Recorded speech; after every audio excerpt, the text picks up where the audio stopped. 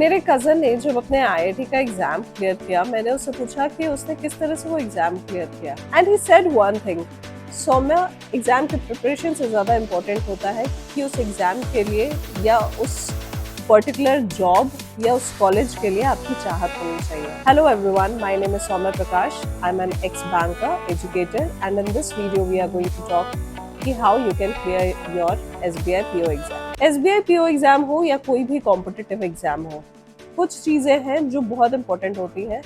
One is आपका mindset. आपका mindset भी उस एग्जाम से अलाइंड होना चाहिए, एंड माइंडसेट अलाइंड होने के लिए one very important thing is your will power. आपकी चाहत होनी चाहिए उस एग्जाम को क्लियर करने के लिए। जब आपकी चाहत होती है, आप अपनी पूरी मेहनत करने को तैयार होते हैं। दूसरी चीज जो इम्पोर्टेंट होती है वो होती है आपका वाई क्लियर होना चाहिए। आप क्यों वो एग्जाम क्लियर करना चाहते हो।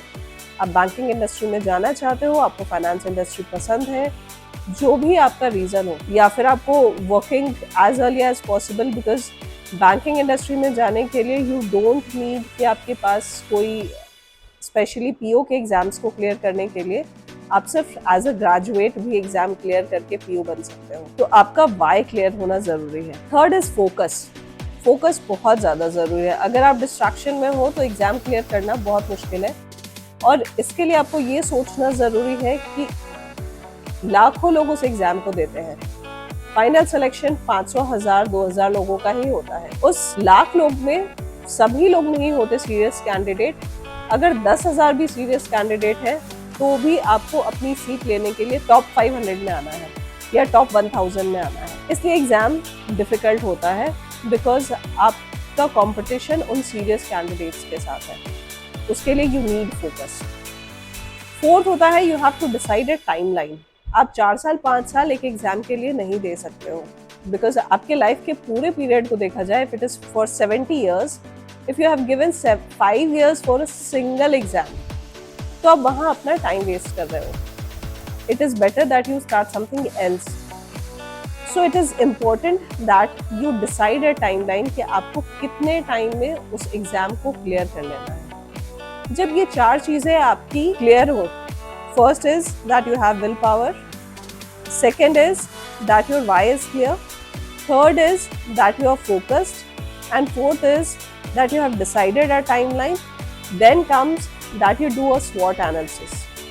SWOT analysis का मतलब है कि आप अपने strength, weakness, opportunity और threat इसको एनालाइज करो। स्ट्रेंथ, जैसे मैं अपने केस में बोलूँ, मेरी स्ट्रेंथ थी maths and English. I am graduate in maths और इंग्लिश, बिकॉज मैं इंग्लिश मीडियम से मैंने पढ़ाई की थी, तो मैथ्स और इंग्लिश मेरे ठीक थे। मुझे मैथ्स इंग्लिश में उतनी बहुत ज़्यादा मेहनत करने की ज़रूरत नहीं पड़ती थी। डीआई एंड रीजनिंग में मैं ठीक ठाक थी, बिकॉज मैथ्स का बैकग्राउंड था। डीआई एंड रीजनिंग करना मेरे लिए आसान हो जाता था। मुझे बहुत ज़्यादा मेहनत करनी पड़ती थी जीएस वाले एरिया में, बिकॉज मेरा इकोनॉमिक्स का बैकग्राउंड एज सच बहुत ज़्यादा नहीं था। मुझे economics, banking terms and GS related, general studies related बहुत पढ़ना पड़ता था और मुझे याद नहीं रहती थी, so I had to revise it again and again. So these are 5 things which are very important. After doing strength weakness, also see what opportunities you will have and threats you have. Threat is the competition which you are going to face. अब आते हैं subject wise. सो पहला subject लेते हैं English. कई लोगों को English बहुत डिफिकल्ट लगता है, जिनका बैकग्राउंड किसी रीजनल लैंग्वेज या हिंदी से है, उनके लिए इंग्लिश पिकअप करना डिफिकल्ट होता है। लेकिन अगर आप हिस्ट्री में देखोगे तो बहुत सारे ऐसे लोग हैं जिन लोगों ने इंग्लिश बहुत अपने लेटर स्टेज ऑफ लाइफ में सीखा है। तो अगर वो ऐसा डिफिकल्ट चीज होता तो वो लोग लेटर स्टेज ऑफ लाइफ में भी नहीं सीख पाते। English is a language. किसी भी लैंग्वेज को सीखने के लिए आपको बोलना, लिखना, सुनना, जब आप चारों तरफ से वो सुन रहे होते हो, वही बोल रहे होते हो, और सोचने जब आप लग जाते हो उस लैंग्वेज में, तब वो आपके लिए सब्जेक्ट इजी हो जाता है। इंग्लिश को इम्प्रूव करने के लिए इम्पोर्टेंट है that you read a lot. आप जितनी चीजें पढ़ सकते हो, एंड जितनी चीजें पढ़ने का मतलब है कि जो भी आप पढ़ो वो एग्जाम पर्सपेक्टिव से पढ़ो। लाइक जो मैगजीन्स होते हैं कॉम्पिटिटिव एग्जाम्स के, उसके आर्टिकल्स आप पढ़ सकते हो। आप न्यूज़पेपर के एडिटोरियल्स पढ़ सकते हो, जैसे हिंदू या फिर इकोनॉमिक टाइम्स। जब आप इनके एडिटोरियल्स पढ़ते हो आपकी वोकैबुलरी भी बढ़ रही होती है एंड आपकी स्पीड बढ़ती है, रीडिंग की स्पीड बढ़ती चली जाती है। इसके अलावा और भी बहुत सारे मैगजीन्स होते हैं जिनको आप पढ़ सकते हो, इकोनॉमी रिलेटेड या फिर इन जनरल जो सोशल रिलेटेड होते हैं, लाइक फ्रंटलाइन हो गया, या फिर कोई और कॉम्पिटिटिव एग्जाम रिलेटेड भी आप जो मैगजीन्स आती हैं उनके आर्टिकल्स पढ़ो। So one thing is that you read a lot, second is that you listen. आप वो बार बार जब इंग्लिश सुनते हो वो भी हेल्प करता है आपको उस लैंग्वेज को समझने के लिए। So watch English news. English movies में नहीं आपको बोलूंगी because it will again be a distraction for you. Watch English news for at least 1 hour. 1 घंटे के लिए आप इंग्लिश न्यूज देखो डेली। इसके अलावा जब आप कोशिश करो कि आप खुद से बात कर रहे हो या किसी आस पड़ोस में या किसी फ्रेंड से बात कर रहे हो या आपके साथ जो लोग तैयारी कर रहे हो उनसे बात कर रहे हो, तो आप इंग्लिश में कम्युनिकेट करने की कोशिश करो। It will improve your English. English language है, don't make it as a subject जो कि बहुत डिफिकल्ट हो। उस लैंग्वेज को आप जितना प्रैक्टिस करोगे वो आपके लिए उतना ईजी हो जाएगा। इंग्लिश में आरसी के लिए कई लोगों ने मेरे से पूछा है आरसी के लिए कैसे तैयारी करनी चाहिए। सो इंग्लिश में फर्स्ट अपने जो ग्रामर के कुछ टॉपिक्स है जो पूछे जाते हैं कॉम्पिटिटिव एग्जाम्स में, उनको एक बार आप जरूर पढ़ो और उनके बहुत जितने तरह के क्वेश्चंस आते हैं उनको आप प्रैक्टिस करो। आरसी के लिए 2 स्ट्रैटेजी होती है। एक स्ट्रैटेजी होती है कि अगर आपकी रीडिंग अच्छी है तो आप पहले रीड कर लो पैसेज को and then you answer the question, क्योंकि जिसकी रीडिंग अच्छी होती है वो एक बार रीडिंग करने के बाद ही पैसेज को समझ जाते हैं and then they can answer the questions. Second strategy होती है कि आप पहले क्वेश्चन पढ़ लो एंड देन यू गो कि आप उसके बाद जब पैसेज पढ़ोगे आप आंसर्स को ढूंढने की कोशिश करो, आंसर आपको मिल जाएगा। सो दीज आर 2 स्ट्रैटेजी जो आरसी में काम करती है, लेकिन आरसी को इम्प्रूव करने के लिए you have to read a lot. Second है मैथ्स। मैथ्स जिनका बैकग्राउंड है, मैथ्स क्वेश्चन बहुत डिफिकल्ट नहीं आता।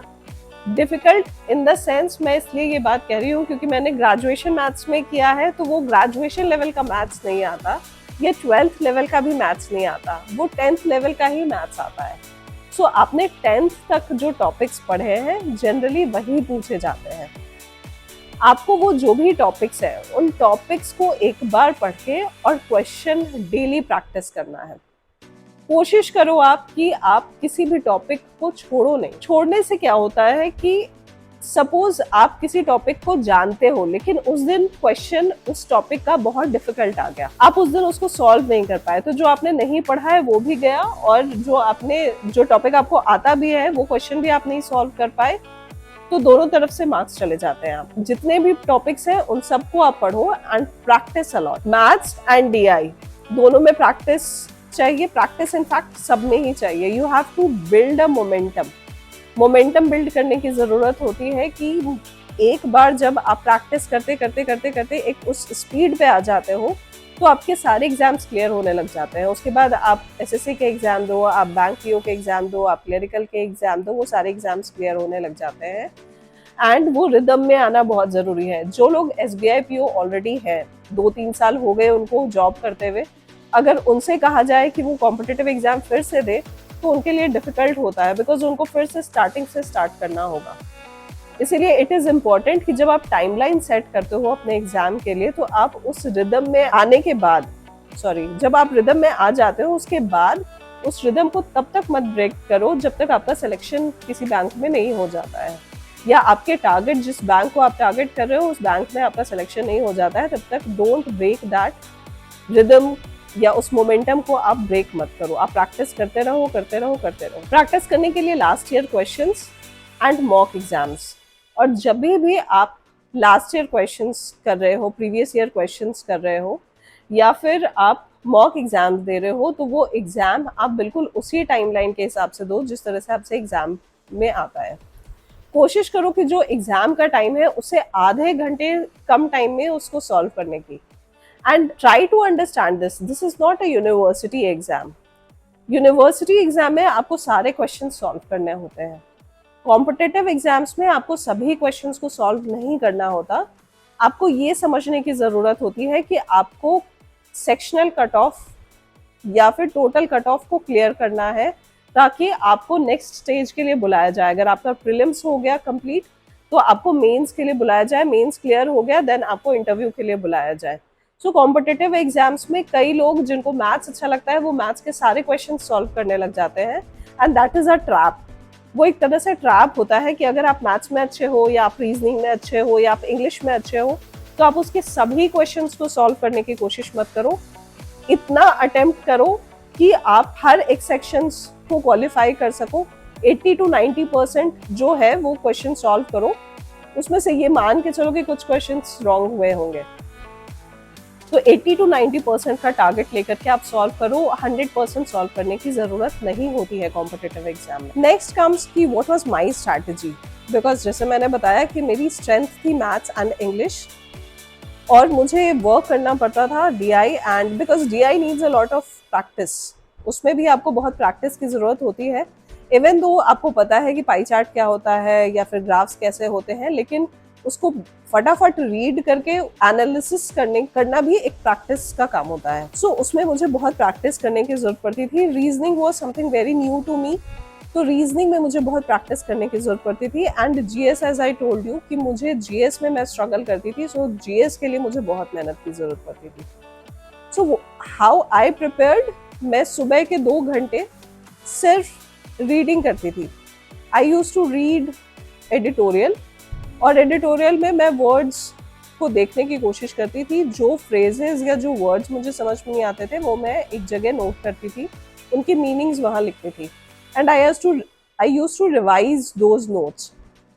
रीडिंग करने से जितना ज्यादा आप रीड करोगे, आपके एक पैसेज को रीड करने का टाइम कम होता चला जाता है। अगर 500 वर्ड्स रीड करने में अगर सपोज आपको इनिशियली आधा घंटा लगता है या 1 घंटा लगता है, तो वो आपको 15 मिनट लगना चाहिए या 10 मिनट लगना चाहिए।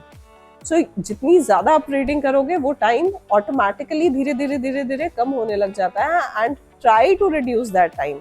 अगर आप रिड्यूस नहीं कर रहे हो तो इसका मतलब है कि आपका फोकस कहीं और है, आप पूरी तरह से फोकस नहीं हो पा रहे हो। So first 2 hours I use to read a lot, newspaper के आर्टिकल्स या फिर मैगजीन के आर्टिकल्स।